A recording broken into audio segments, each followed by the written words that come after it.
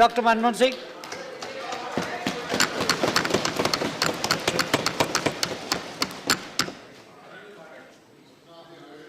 Mr. Chairman, sir, I rise to highlight some of the problems that have arisen after the decision to demonetize 500 rupees and 1000 rupee currency note. Prime Minister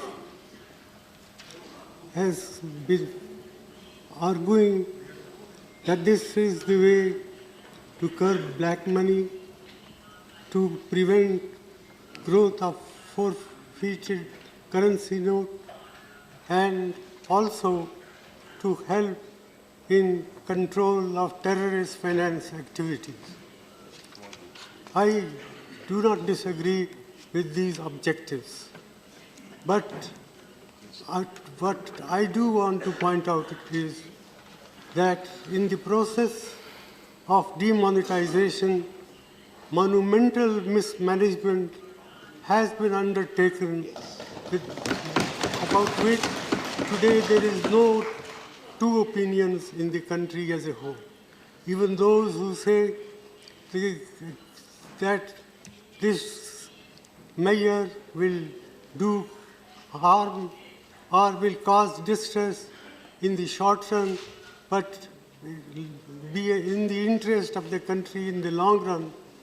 Well, I am reminded of what John Keynes said once, in the long run, all of us are dead. And therefore, it is important to take note of the grievances of the people, the ordinary people who have suffered as a result of this imposition on the country overnight by the Prime Minister. And I say so with all responsibility that the outcome, we do not know what will be the final outcome.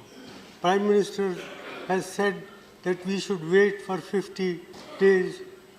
Well, 50 days is a short period, but for those who are poor and deprived sections of the community, even 50 days torture can bring about disastrous effects.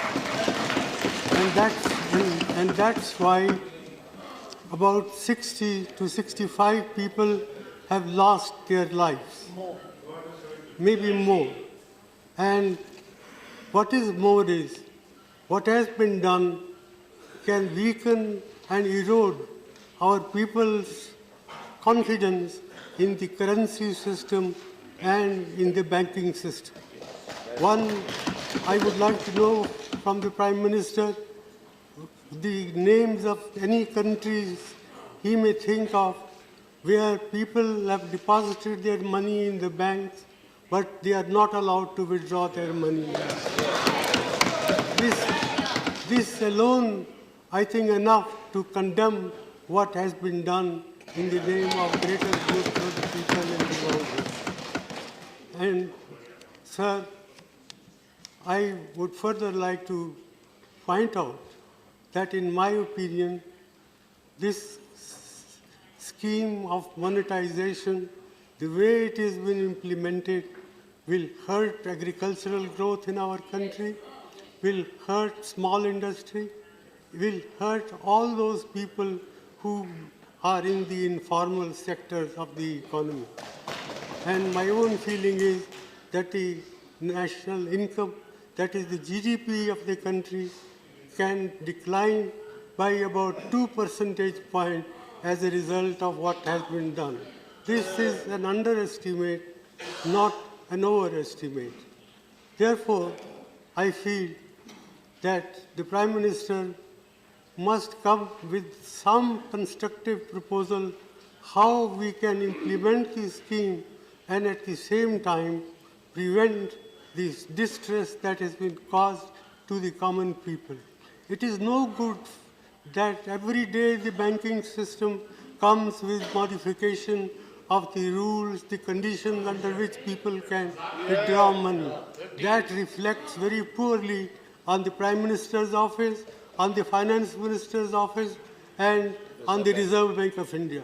I am very sorry that the Reserve Bank of India has been exposed to this sort of criticism, which I think is fully justified.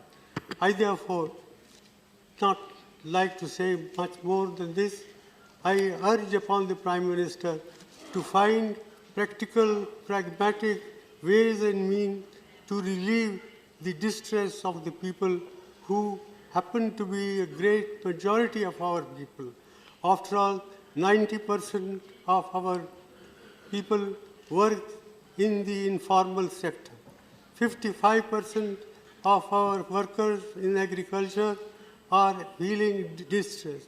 The cooperative banking system, which serves large number of people in the rural areas, is non-functional. It has been prevented from handling cash.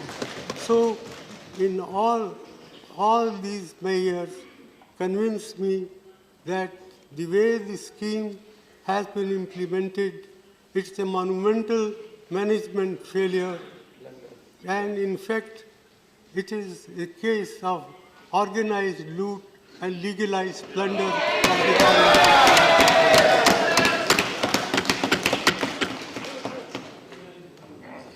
With these words, sir, I conclude it is not my intention to pick holes in what one side does or another side does, but I sincerely hope that the Prime Minister will, even at this late hour, will help us to find practical, pragmatic ways and means to provide relief to the suffering people of this country. Thank you. Thank you.